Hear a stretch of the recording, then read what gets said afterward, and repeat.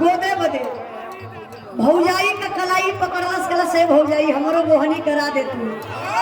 अच्छा बोहनी करावे बदे कहत बका कहले बा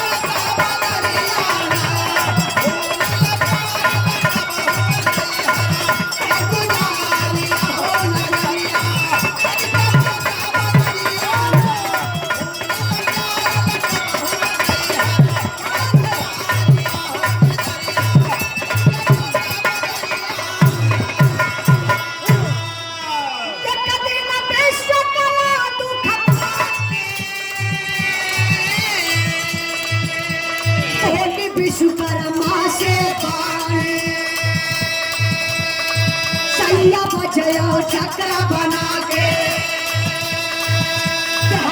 शुरू इंद्रा के जाके हमारे भाई बाप के कैला हो नगरिया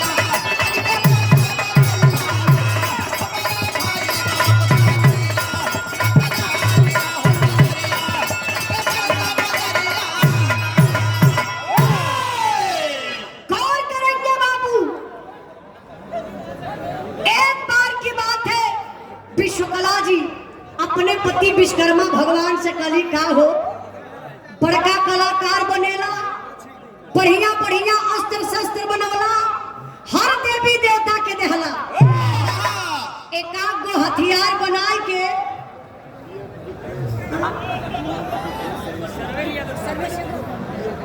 कहानी की सुना बड़का कलाकार हुआ बढ़िया बढ़िया अस्त्र शस्त्र बनवला हर देवी देवता के देहला एकाक गो हथियार बनाए के हमके दे देता हमार भाई बाप ले लेते नैहरे में तो बड़ा हमार सम्मान बढ़ जाए। विश्वकर्मा भगवान तब दबाई के बैठ गए अब बैठ के करत के हम बैठे साहब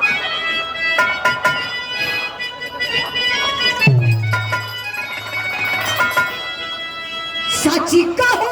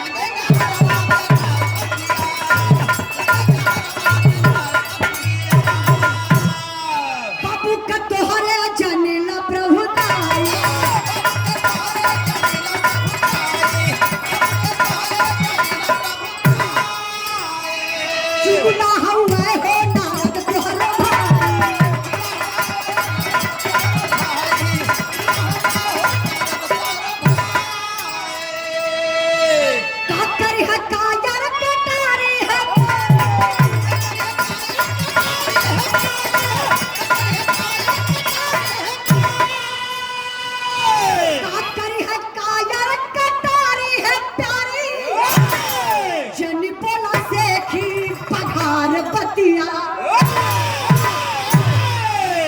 विश्वकर्मा भगवान का लग कहो मेहरारू का जात ना बोलत है ना तो एकर का मतलब कि तू कपारे चढ़ के बैठबू पिटीर पिटीर अपने मन्ने को बोलले चल जात है। अरे तोहार बाप ब्रह्मा जी नंबर 1 तो कायर हो, अब तोहार भाई नारद जी नंबर 1 तो चुगला हुए। कहा नारद जे दिन कुछ न पावे हड्डी फेंक दू कुकुर लड़ावे। अरे ये तनी बतिया जब विश्वकला सुनली हो कर जवा उनकर ना फाटे लगल, गुस्सा में लाल हो गईली। अच्छा हम बताइला बिरहा के सुने वाले भैया बाबू, जौने मर्द मेहरारू में कबो जिंदगी में झगड़ा ना भइल होई। झगड़ा भइले को उपाय बतावत हूं का? हां ये हमर कमो है।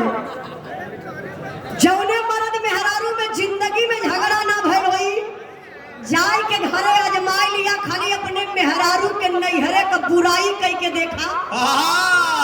वही दिन से 2 खटिया सुत्ते लगवा लोग के मर्द मेहरारू, वही दिन से मर्द मेहरारू में बोल चाली बंद। इतना तक कि मेहरारू खानाओ के ना पूछी, आइलो आइबा घूम के कबा का सिंधु कमाई का बनल है। अच्छा तो बोलत ना मेहरारू बड़े भाव में बा। अब एक तो दूसरे काले बा के एक तो तीतऊ लौकी दूसरे चढ़े नीब की। ये देखिए ग्राम प्रधान प्रतिनिधि राम आशीष यादव जगल जोत भैया कर्मा भगवान कला की तोहार बाप ब्रह्मा जी नंबर 1 का कायर।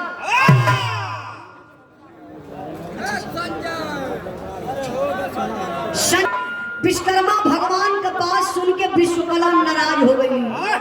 अच्छा नाराज हो के करत का ही मास्टर साहब, ये देखिए सिद्धार्थ मिक्सर व लिफ्ट मशीन नसीरपुर के धरती से, ए हंसराजपुर के धरती से, मोहन कुमार क्षेत्र पंचायत सदस्य बीडीसी नसीरपुर के धरती से सम्मान के लिए 51 रुपए का पुरस्कार देके भैया के बहुत बहुत प्राण आशीर्वाद पे जा रही। कहना है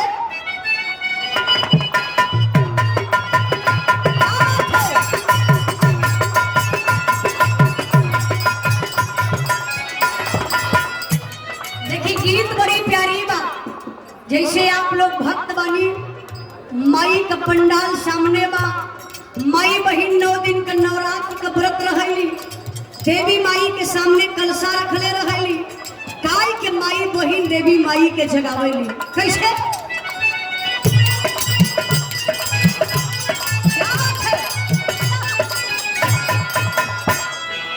अरे निमिया की डालिया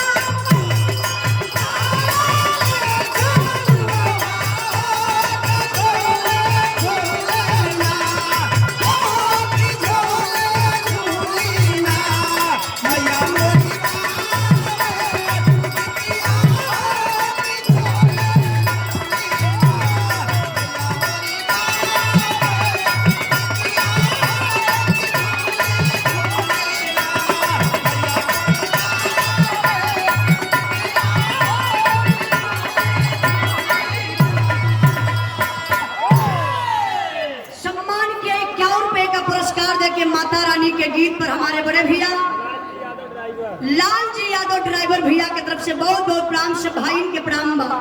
लेकिन भाव पर गौर करेंगे बाबू, विश्वकला नाराज है। कैसे मास्टर साहब? अरे सैया के मुहावा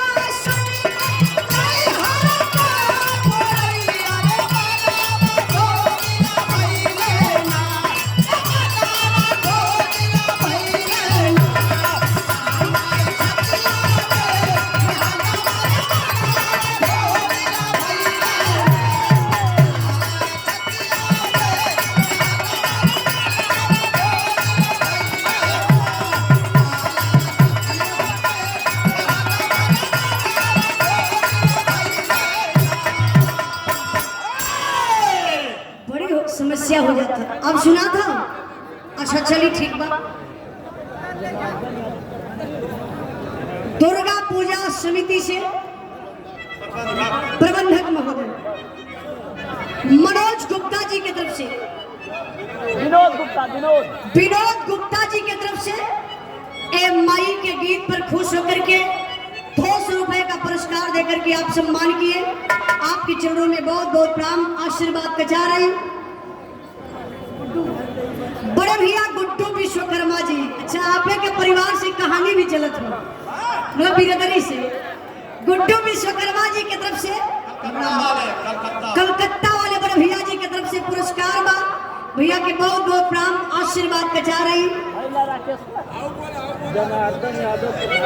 बड़े भैया जनार्दन यादव ग्राम बीकापुर के धरती से, बाजितपुर के धरती से सम्मान के लिए बहुत बहुत भैया के प्रणाम।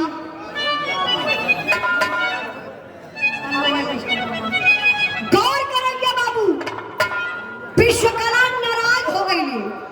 विश्वकर्मा भगवान हाथ जोड़ के मनौते हुआ कि हे देवी मान जा। विश्वकला एको बात ना मनली बाबू, नाराज होई के नैहरे से सॉरी ससुरे से नैहरे चली गई। अच्छा तो नाराज होई के मेहरारू जब नैहरे चल जाले तो मर्द लोगन का वो दुर्दशा होला ना कि ना उनके खाई जाई, ना पी जाई, ना उठी जाई, ना बैठी जाई, ना अकेले सुती जाई। बेचैन हो गई विश्वकर्मा भगवान। कहा तू नैहरे गई हो तो हम कलाकार है ना। देखिए यही है कलाकार का महत्व। बिना कंत कामिन कल्पे, अरे बिना कंत कामिन कल्पे, कामिन मिन कल्पे, कन कलाकार कलाकार काहे के कल्पे, जकरे हाथे हुनर अपार। बिना वेदना से पीड़ित विश्वकर्मा जी मन किए विचार, बना के पत्थर की मूर्ति तब विश्वकर्मा को किए तैयार।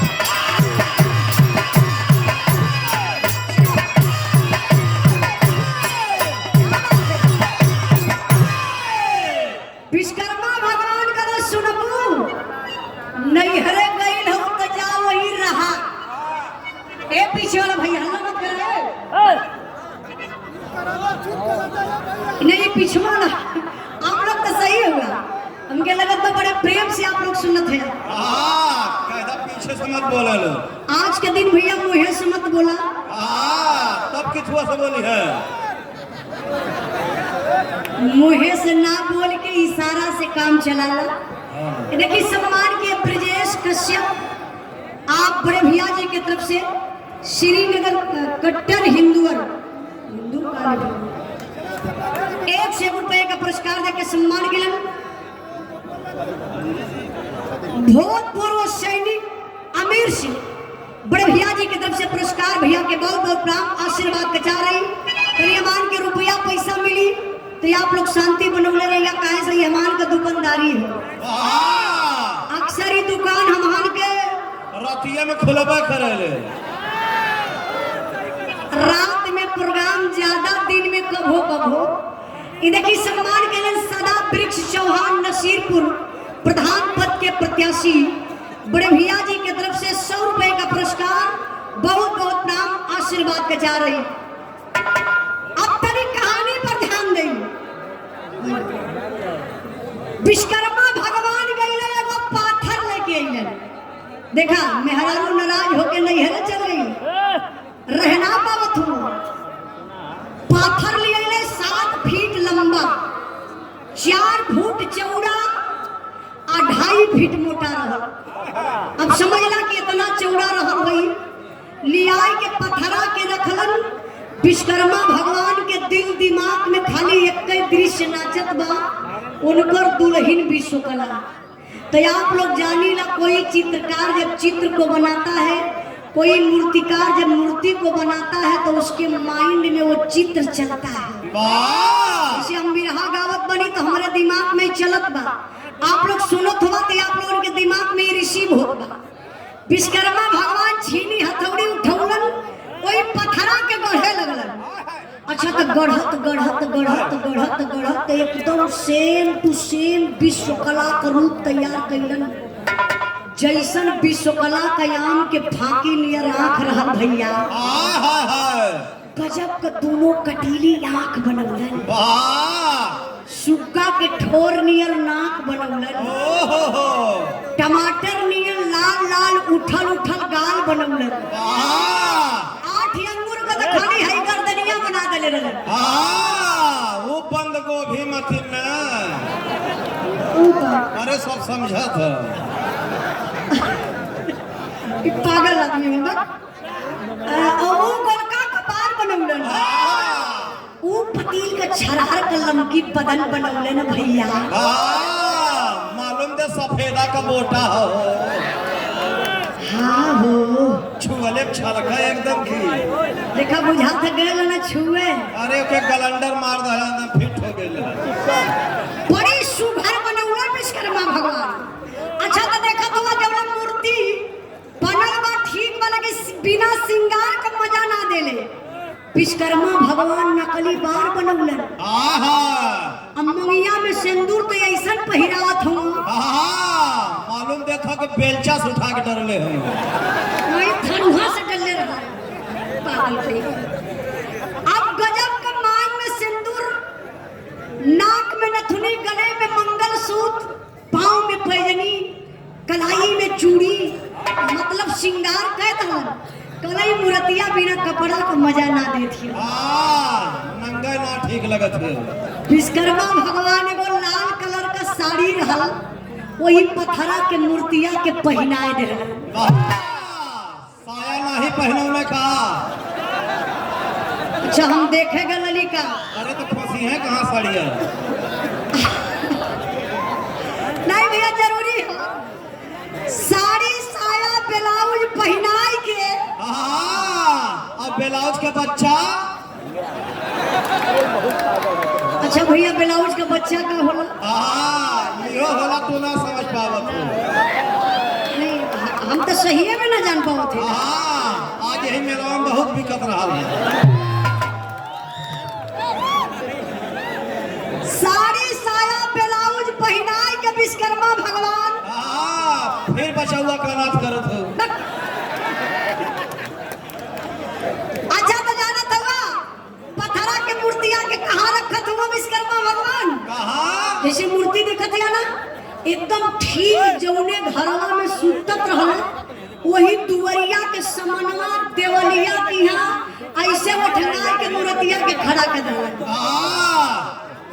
जब विश्वकर्मा भगवान के कोनो हथियार बनवे के रहे तो वही दुआरे लेके औजार बैठ जाए, हथियार ऐसे गढ़ाई शुरू करे। जब उनके विश्वकला का याद आवे ना वही मूर्तियां के लाइन आवे शुरू कर। ऐसे उलट के पत्थरा के मूर्तियां के ताके लगे। अच्छा जब ना रह जा ना सह जा तो अपन हथियार उठाए कैसे कहा अब फेंक के वही पत्थर की मूर्ति भात फेरे शुरू कर। लगत है ये देखले ना कि कुल तो आगे कैसे जानकारी हो। अरे हमारे गंगा के ठे लोहार बतावत रहा। विश्वकर्मा भगवान जाए के वही पत्थरा के मूर्तियां के भारी कवारी ऐसे पकड़े। पकड़ को के कसा शुरू करे। अरे हमार विश्वकला हो विश्वकला। तनकी नरमाए जाते विश्वकला ना। तब का हो अरे तो मजा आ जाता है। अरे नियत खोर आदमी पत्थरे का मूर्ति को नरमाई। ओके पनियावे कोई पहले। देखिए हमारे पनियावा का मतलब नौहावा कोई हो। एक प्रिया गुप्ता प्रेशर कुकर के बिकता है बड़े भैया गुलाब गुप्ता जी जे भाई के लेवे के रही कुकर ऊपर पेन से संपर्क करिया। कर सीटी सही है कि ना पूछला। नहीं इनके कुकर का प्रेशर एकदम मस्त बा। 100 रुपए का पुरस्कार देके सम्मान किए भैया के बहुत बहुत प्रणाम आशीर्वाद के जा रही। और भैया के तरफ लाल जी ड्राइवर की तरफ से पुरस्कार भैया के बहुत बहुत प्रणाम। तनी बात पर ध्यान दें।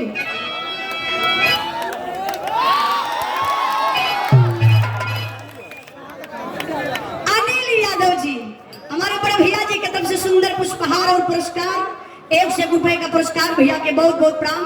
तनी पिरहवा पर ध्यान दें। 5 मिनट हो रही से बैठल रही दबाई के। अने अब बोलो तो चाचा एकदम टनाटन हो गए विश्वकर्मा भगवान। अच्छा ये भैया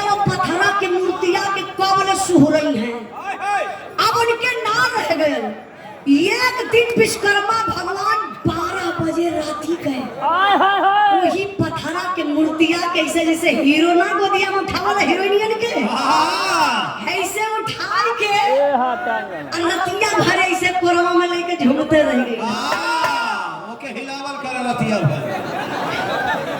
अच्छा जब थक गई तो पथरा के मूर्तिया के विश्वकर्मा भगवान का कइले पता है? ले जा कोई चौकिया बुलाठ दहले जहाँ जौने चौकिया पे सूता तोरा ले जाके सुता दहले पथरा के मूर्तिया के आ सुताई के पथरा के मूर्तिया के विश्वकर्मा भगवान चदरा ओढ़ के वही टंगिया टंगिया फंसा के अपने सूत गई ने।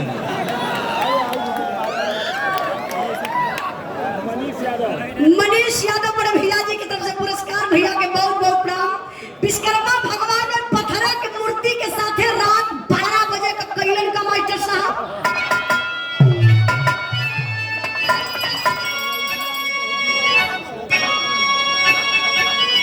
ओहो क्या बात है, वाह। एक गीत के स्वर्गीय रामदेव गुरु अपने जमाने में बड़ा लहाई के गावे कि हमारा अंदाज में कैसे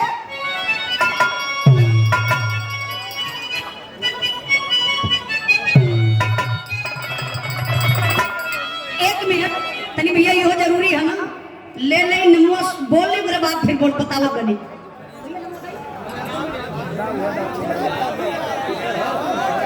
बड़े भैया अश्विनी कुमार बड़े भाई जी की तरफ से 501 रुपए का पुरस्कार, भैया के चरणों में बहुत बहुत प्रणाम आशीर्वाद का जा रही सब भाई के नमस्कार प्रणाम। बल्कि गीत पर ध्यान दें मास्टर साहब, कहना है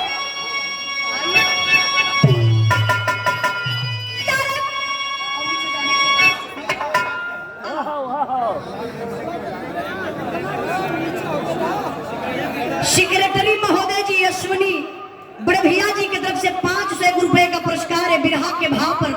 बहुत बहुत भैया के प्रणाम आशीर्वाद का जा रही सब भाई के नमस्कार प्रणाम। लेकिन कहना है क्या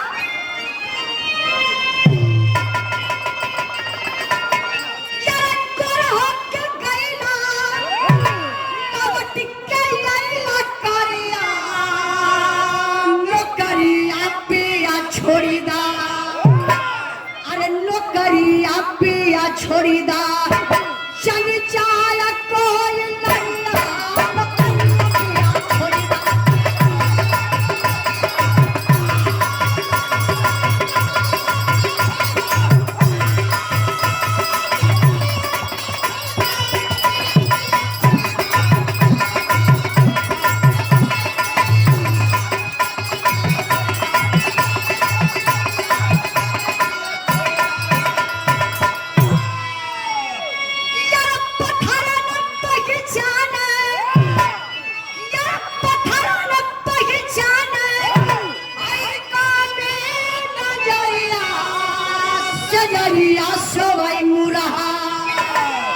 जरिया सोवाई मुरहा हाई तान के चदरिया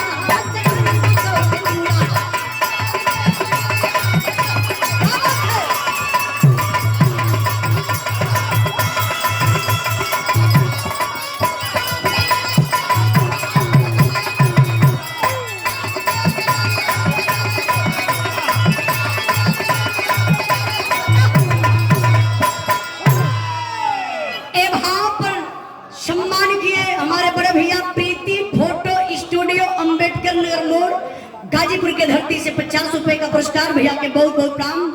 गौर करेंगे बाबू, विश्वकर्मा भगवान तो बड़े मौज मस्ती में हुआ, लेकिन यहाँ का बतिया छोड़ल जा तनी से आप लोग दिमकवा ले चली जो असिल की विश्वकला नैहरवा में हई। उनकर पिताजी ब्रह्मा जी बड़ा क्रोधित भइलन, कहला कहो बिटिया के अइले इतना दिन भयल विश्वकर्मा जी कबो हलियो चाल लेवे ना आइलन। गुस्सा में लाल बाबू ब्रह्मा जी चलल हुआ अपने बिटिया के घरे, मतलब विश्वकर्मा भगवान के घरे। और जब विश्वकर्मा भगवान के घरे ब्रह्मा जी अइले तो गजब हो गए। अच्छा गजब का हो तो मास्टर साहब 1 मिनट रुकल रहा। अखिलेश राजभर बनारसी बड़े भैया जी की तरफ से 100 रुपए का पुरस्कार, भैया के बहुत बहुत प्रणाम आशीर्वाद पे जा रही। जरा गौर करेंगे ब्रह्मा जी कमाल का कैले मास्टर साहब।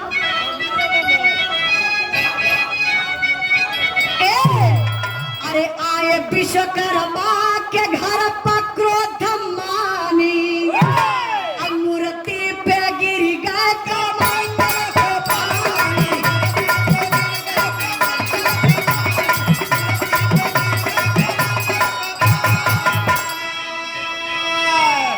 जरा पत्थर के मूर्ति बनी गुलबत में गुजरिया सजरिया सोई मुरहा और तान के चदरिया सजरिया सोई मुरहा।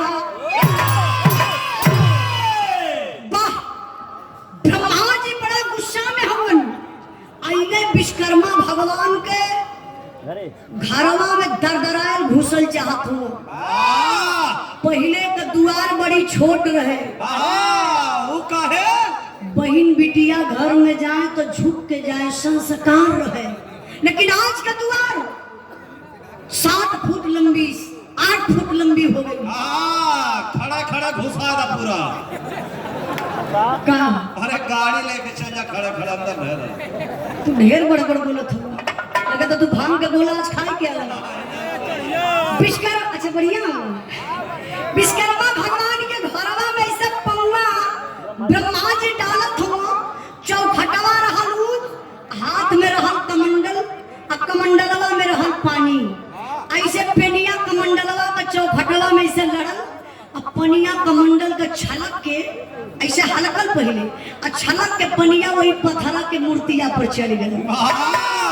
गजब ब्रह्मा जी के कमंडल का पानी वो पत्थरे के मूर्ति पर गए। बाबू पत्थरा के मूर्तिया में जान पड़ गए।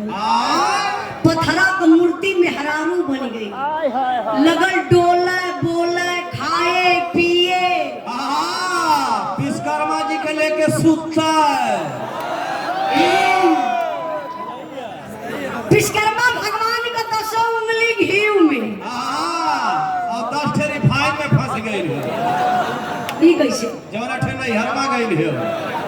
विश्वकर्मा भगवान कल जा नहीं हरे गई हूं ना।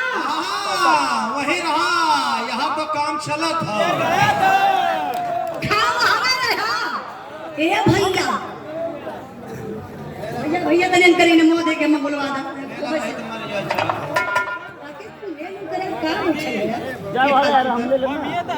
आज देखिए हमारे बड़े भैया हिमांशु यादव व बीज भंडार खाद बीज भंडार बड़े भैया जी की तरफ से 1 रुपए का पुरस्कार। भैया के बहुत बहुत प्रणाम। मुलायम सिंह यादव बड़े भैया जी की तरफ से पुरस्कार। भैया के बहुत बहुत प्रणाम। शर्मा जी कलकत्ता वाले की तरफ से पुरस्कार। भैया के बहुत बहुत प्रणाम। आशीर्वाद के चाह रही जरा बिरहा पर ध्यान दें बाबू। अब देखा विश्वकर्मा भगवान मजा में हो गई, मेहरारू मिल गई, मतलब पत्थरा का मूर्ति मेहरारू बन गई, सब काम चले लगल। धीरे धीरे समय बीतल। एक दिन बाबू विश्वकर्मा भगवान के घरे अइले नारद जी। नारद जी दुआरवा बैठा था।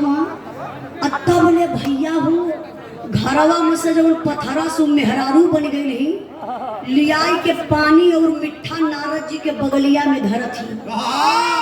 नारद जी देखले, नारद जी के मुंहवा बवाई गया। कहाँ रे दादा बहन घरवा रहली तो बहनिया घरे रहल है। आई कब बहनोई के घरे आई गई। वो टेम्पू रिजर्व करके आइल रहल है। ये ड्राइवर रहल पागल आदमी। अब विश्वकर्मा सॉरी नारद जी के पास समझ में न आई कि हमारे पिताजी के कमंडल के पानी का कमाल हो। अब नारद जी के ना पानी पियायल, ना खाना खवायल, ना मिठा खवायल, उठाओ ना पीड़ा। नारायण नारायण करत का बाबू घरे पहुंचलन। वही भारवा से चिल्लात हो, रे बहिनिया।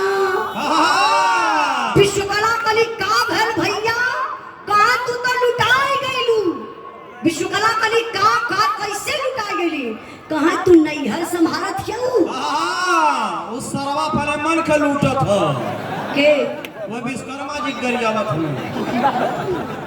नारद जी कहा कि तू नैहर समारत हो बहनोई दूसर मेहरारू लिए के राखी लहला। अरे बाप रे बप्पा, जवन मेहरारू सुन ले कि हमार मर्द सवत रखले बहु बर्दाश्त करी। अच्छा कबो कबो आपो लोगन के साथ ऐसा घटना घटत होई, मोबाइल पर अगर रॉन्ग नंबर आ जात होई ना तो ही दिन से समझ जा कि मर्द मेहरारू में बोलचाली बंद हो जात हुई। अब विश्वकर्मा भगवान के दुआरे पर बाबू विश्वकला आइलिन भागल भागल आवत है तो विश्वकर्मा भगवान दुआरे बैठल हुआ तब लग गजब हो गया। अच्छा गजब का भला है साहब,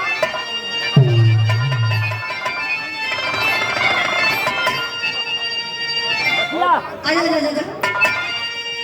अरे पतिया सुना तलाक दिल में अगिला भाई।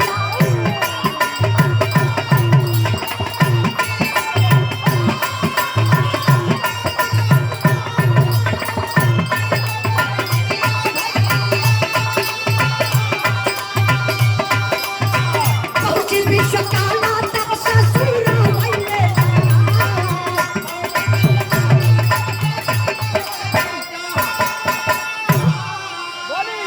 अरे बोली विश्वकाला विश्व कर्म से बचनिया भइला।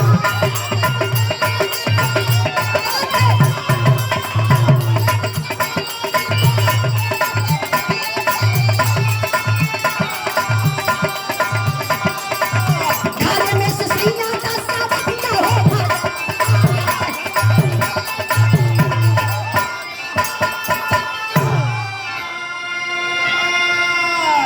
2 मिनट के बाद उठाया भैया, बैठल ला वही दवाई के वही बैठल ला।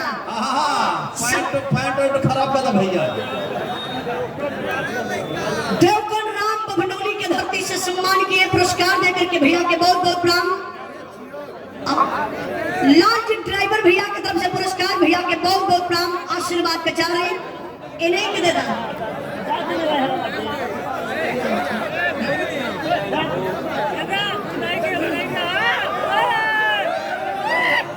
अच्छा देखा पप्पा पुरस्कार बड़ा मिजाज में लगत है।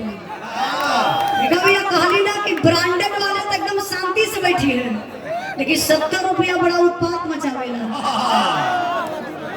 सम्मान कैलन अजीत यादव आप बड़े भैया जी की तरफ से जो समाजवादी पार्टी के सिपाही हैं, सब भाई के प्रणाम। लेकिन तरी गीत पर ध्यान दें। विश्वकर्मा भगवान के दरवाजे पर आई गई असिल की विश्वकला कली का हो हमारे जियते घर में दूसर मेहरारू ले आके राखी लला। विश्वकर्मा भगवान का शरीर सनसनाई गई। अब का हुई प्रधान आ गई 70 रुपया लेके 30 रुपया वापस कर दिया। 70 रुपया क्या बात है, 70 रुपया लेके 30 रुपया वापस कर दा। चिखना का जुगाड़ वार हो जाए। प्रधान जी की तरफ से बहुत बहुत प्रणाम, 30 रुपया वापस कर दा। बीकापुर के धरती से सम्मान के लिए बहुत बहुत बाबू जी के प्रणाम। बैठा सवेरे पैसा ले लिया। अगर यहाँ न मिल पाई तो आजमगढ़ आ जाइए। 30 रुपया मान वापस ईमानदारी से कर देवे। अब वहाँ सुना लिया, जब कमा ली है तो उनके यहाँ चल रही है बिहार।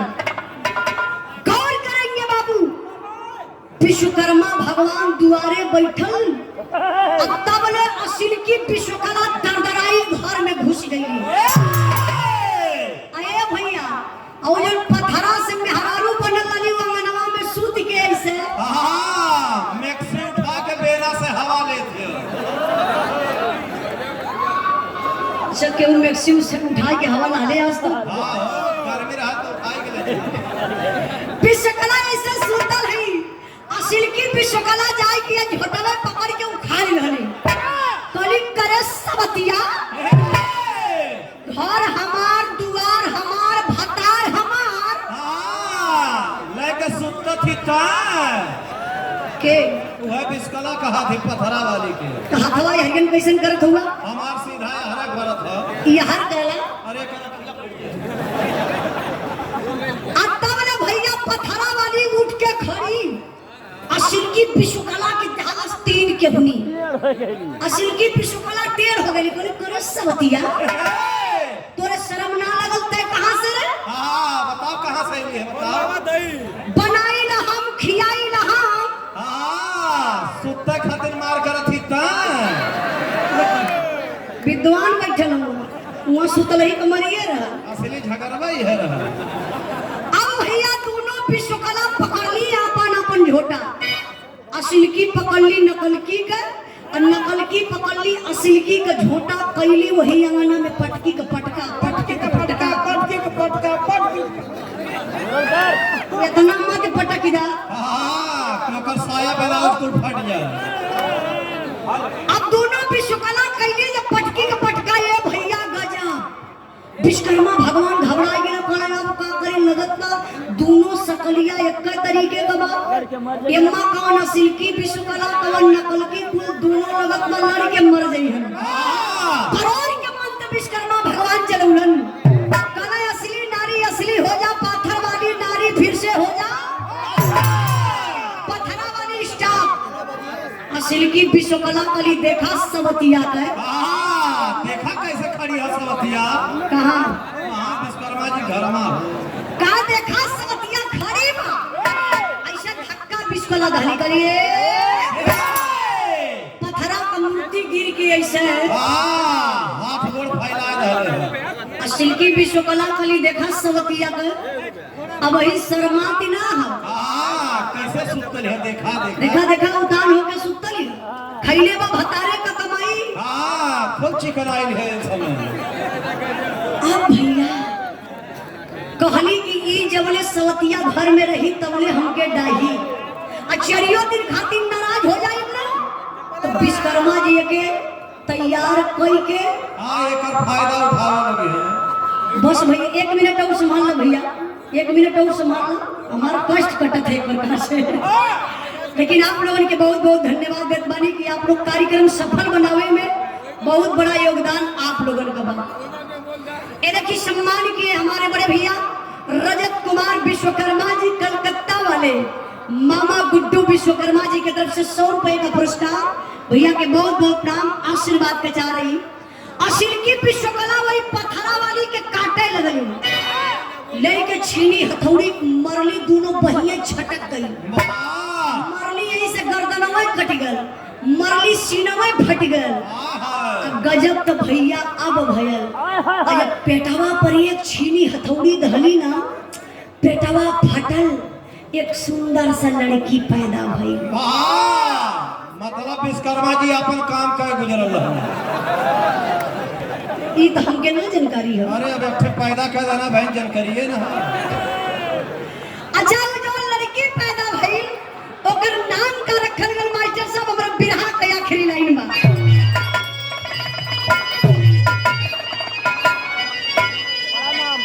अरे परा नाम कन्या का जगन जगमग रती जेकर काम देव दुनिया में भई रखती। क्या बात है?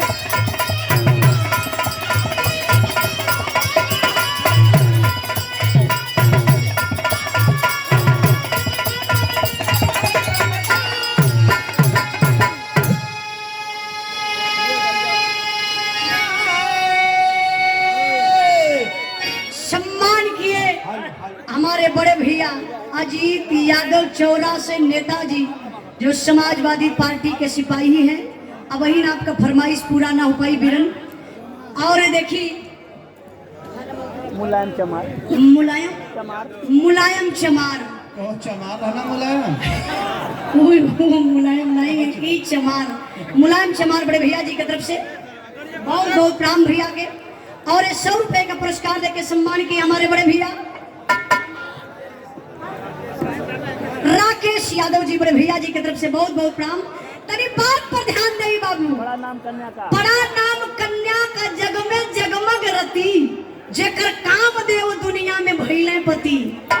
वो लड़किया का नाम रखल गल रति और रति जब सयान भइलिन तो उनकर बियाह भयल कामदेव से। अच्छा कामदेव के बा कामदेव बिरहा के सुनने वाले भैया बाबू जरा ध्यान से सुनिएगा। कामदेव अगर अपने असली रूप में आज भी हर एक इंसान के अंदर पावल नहीं कामदेव। हमारे पार्टी में 2 जने कामदेव खत्म हुए के कर और इनकर अच्छा इनकर कामदेव खत्म हुआ, इनकर तो जोरा पे चढ़ल हुआ। कामदेव अगर अपने असली रूप में आ जा बाबू ना, अच्छे अच्छे ऋषि महात्मा पुरुष लोगन का कंठी टूट के ताखा पे धराए जले। देख ला आसाराम बापू के कर नारायण साई के और राम रहीम के और चिलमिलानंद के और सुदई राम गवैया के और ज्योति मौर्या के। बस भैया ज्योति मौर्या के जानत है लोग ना। अच्छा देखा कामदेव अगर सवार हो जाई है बाबू तो केहू के छोड़ी है ना। कामदेव बहुत बड़ी गलती कर डालन। शिव जी कामदेव के जलाए के भस्म कर डालन। रति जाई के शिव जी के सामने रोवत है कि बिना पति के नारी का कवन गति हमरे पति के जियाए दई। शिव जी कहला ये जन्म में ना अगले जन्म में तोहरे पति के जियाई, फिर तोहार बियाह कराई। अगला जन्म का भयल, आगे शादी का कैसे होत बा। हमार बिरहा यही जब खत्म भई। हमारे बिरहा का आखिरी लाइन बा सीताराम चमार। सीताराम चमार आप बड़े भैया जी की तरफ से पुरस्कार भैया का बहुत बहुत प्रणाम, आशीर्वाद का जारी। उठा लो मेरे साथ।